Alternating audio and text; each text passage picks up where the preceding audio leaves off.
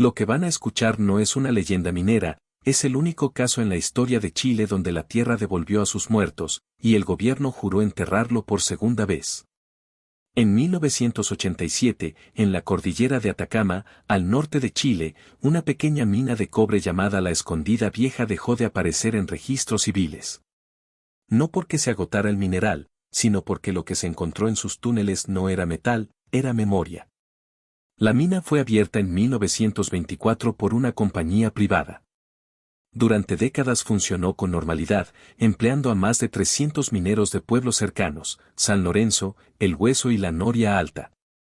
Pero los trabajadores contaban algo extraño, a 600 metros bajo la superficie, la brújula se volvía loca. Las radios captaban voces sin emisores. Y el aire olía a humedad marina, pese a que el océano estaba a más de 80 kilómetros. Los viejos ingenieros decían que era bolsones de magnetita. Los mineros decían que era algo vivo. El 17 de junio de 1987, el turno nocturno perforó una nueva galería en una zona jamás explorada. La roca cedió demasiado rápido, como si del otro lado hubiese un vacío esperando. Cuando el polvo cayó, reveló una puerta natural tallada en la misma montaña, un arco perfecto de piedra basáltica pulida, lleno de símbolos espirales que parecían grabados con ácido o calor extremo. No eran marcas de herramientas. Eran patrones. El jefe de turno, Héctor Valdivia, descendió primero. Detrás de él, 12 mineros con lámparas de carburo y una cámara Betacam portátil, encendida solo por curiosidad, no por protocolo. Nadie sabía que esa grabación sería lo último curioso que harían en sus vidas. Tras cruzar el arco, encontraron un corredor inclinado, liso como un tubo. Las paredes estaban vitrificadas, como si la piedra hubiese sido derretida y luego enfriada de inmediato. No había marcas de taladro, ni dinamita, ni fracturas. Era geología imposible. A los 40 metros, el túnel desembocó en una cámara colosal, 120 metros de alto, 200 de largo. El techo estaba lleno de estalactitas negras que goteaban un líquido espeso, metálico, iridiscente. En el centro, un lago subterráneo inmóvil, sin ondas, sin sonido. El agua no reflejaba luz. La absorbía. Y alrededor del lago, filas de cuerpos. Decenas. Cientos. Quizá miles. No eran cadáveres normales. La piel estaba intacta, pero tenía un tono gris ceniza, como si la sangre hubiese sido reemplazada por polvo mineral. Estaban sentados en posición fetal, ordenados en círculos concéntricos perfectos, mirando hacia el lago. Algunos sostenían objetos, picos antiguos, cascos de cuero de los años 30, cantimploras oxidadas con iniciales borradas por corrosión. Entre ellos, mineros que la mina había reportado como desaparecidos por derrumbes accidentales en 1942, 1956, 1971 y 1983. Accidentes que nunca fueron cuestionados. Hasta esa noche. La cámara de Betacam siguió grabando. Se escuchan respiraciones, pasos, y luego silencio humano. Porque algo en esa cámara también captó lo que los oídos empezaron a negar, un pulso, muy lento, cada 14 segundos. No venía de una máquina. Venía del lago. Héctor ordenó no tocar nada. Pero el minero Rafael Rafa Molina, el más joven, 19 años, se arrodilló por instinto, apoyando la mano en la orilla. El líquido espeso del techo cayó justo en ese momento, golpeando el lago. Entonces sí hubo ondas. El pulso cambió a 7 segundos. Los cuerpos alrededor se estremecieron como si un nervio colectivo los conectara. El grupo retrocedió. Las lámparas titilaron. El túnel completo exhaló un viento caliente, húmedo, que trajo un sonido imposible, un lamento profundo, superpuesto, como miles de gargantas hablando a la vez, pero sin formar palabras, hasta que sí las formaron. Los cuerpos alrededor se estremecieron como si un nervio colectivo los conectara. El grupo retrocedió. Las lámparas titilaron. El túnel completo exhaló un viento caliente, húmedo, que trajo un sonido imposible, un lamento profundo, superpuesto, como miles de gargantas hablando a la vez, pero sin formar palabras, hasta que sí las formaron. Sal. Solo eso. Como una orden. Los mineros corrieron hacia el arco. La cámara se sacudió. 9 de los 12 lograron cruzar. 3 quedaron atrás. Entre ellos Rafa. Sus gritos se escucharon 4 segundos más, y se cortaron, como si el sonido fuese comprimido por presión. La galería colapsó 2 minutos después. No por falla estructural. Por diseño. A las 6 de la mañana, el ejército chileno ya estaba en la zona. No hubo llamada oficial. No hubo SOS. Llegaron porque ya sabían dónde mirar. El gobierno declaró un cierre por fuga tóxica de gases y la mina fue sellada con 40 metros de concreto industrial.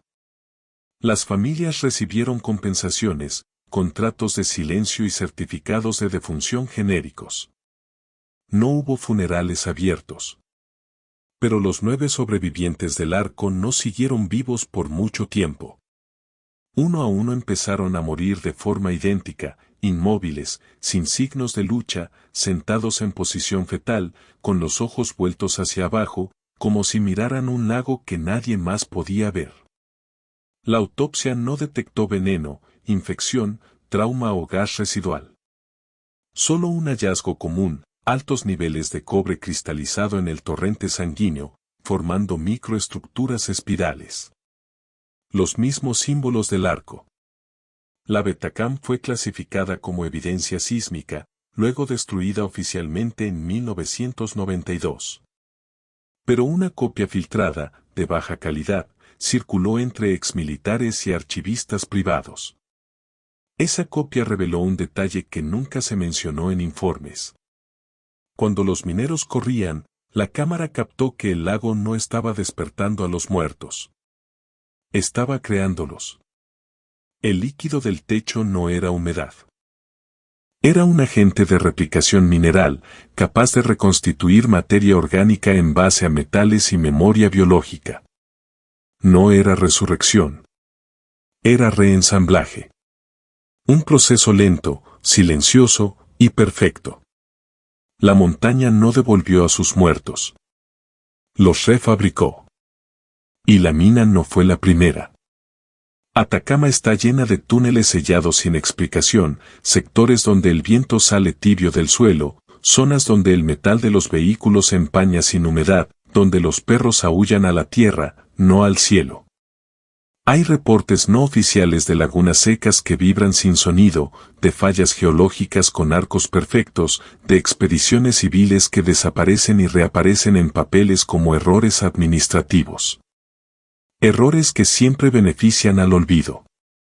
Porque el mayor descubrimiento de 1987 no fue una ciudad, ni un portal, ni muertos en fila. Fue la prueba de que la Tierra tiene un sistema. Los gobiernos tienen miedo. Y los muertos tienen horario. El sellado de la mina no detuvo el fenómeno.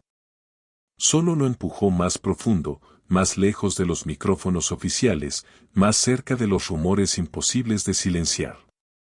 Porque aunque los túneles fueron enterrados, los ecos siguieron viajando.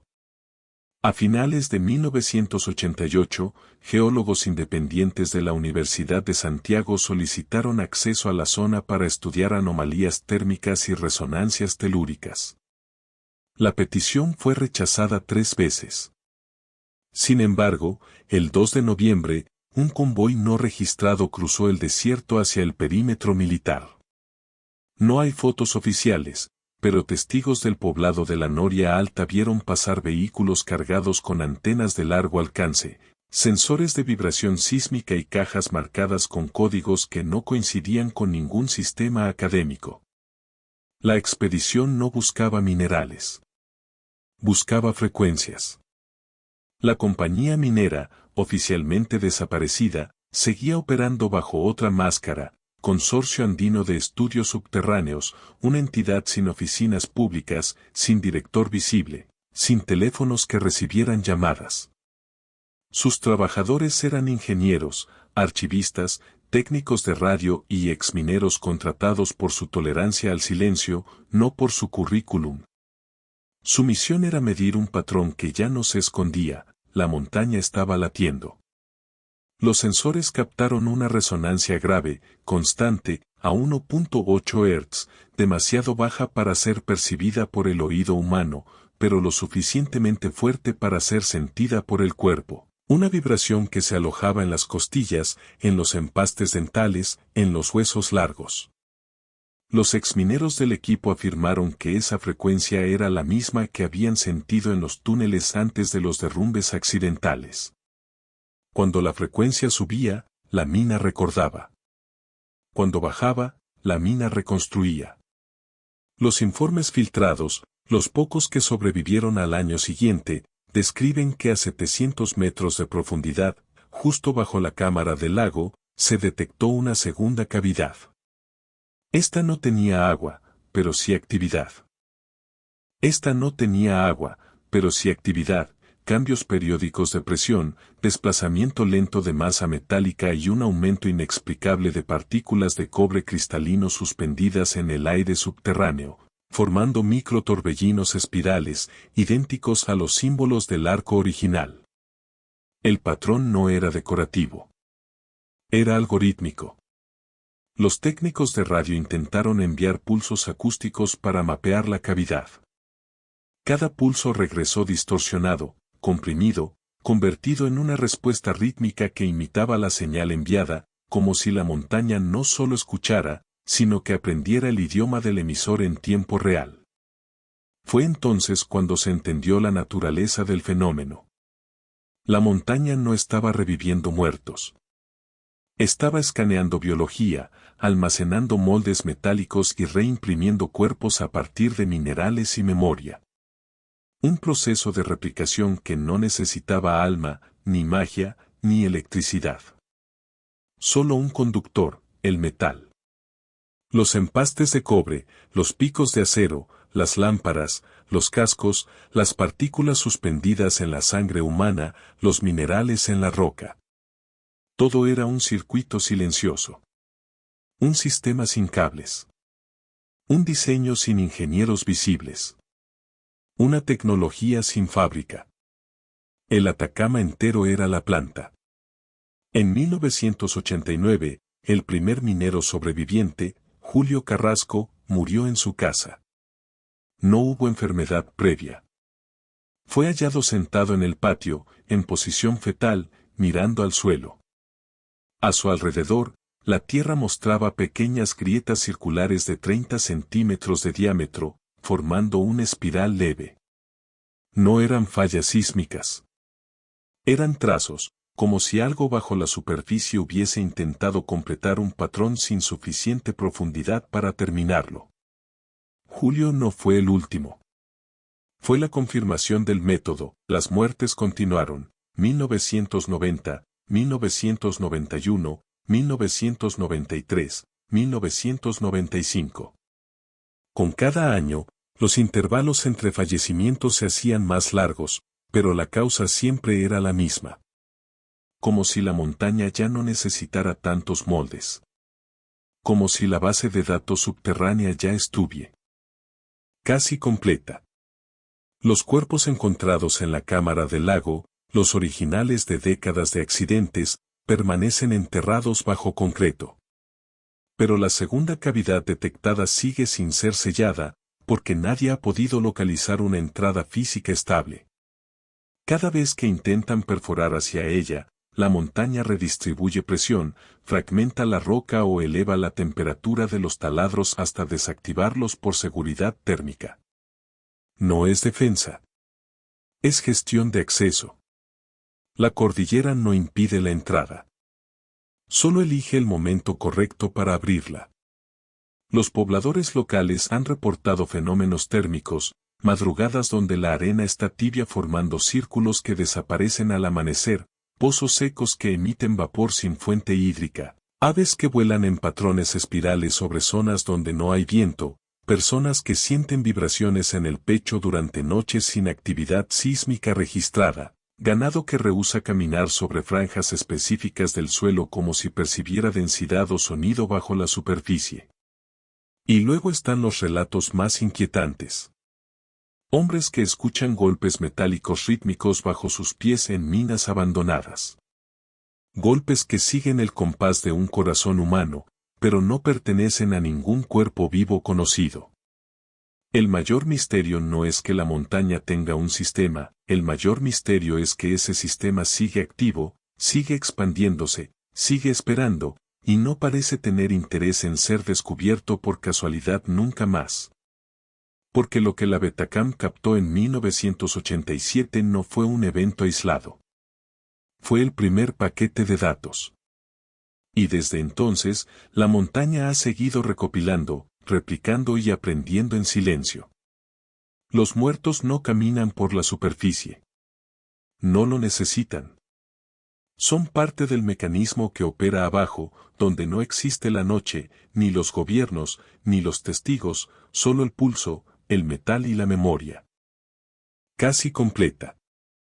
Y si esta historia ha llegado hasta aquí, hasta ustedes, no es porque haya sido liberada.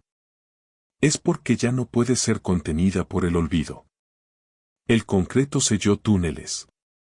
No selló verdades que se propagan como frecuencia. La mina no fue cerrada por gases. Fue cerrada por miedo. La cordillera no despertó muertos. Los recompiló.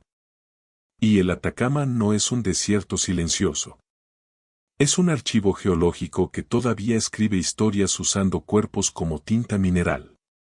Historias que nadie debía leer. Hasta ahora.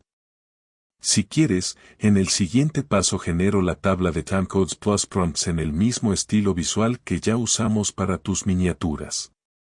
Solo dime.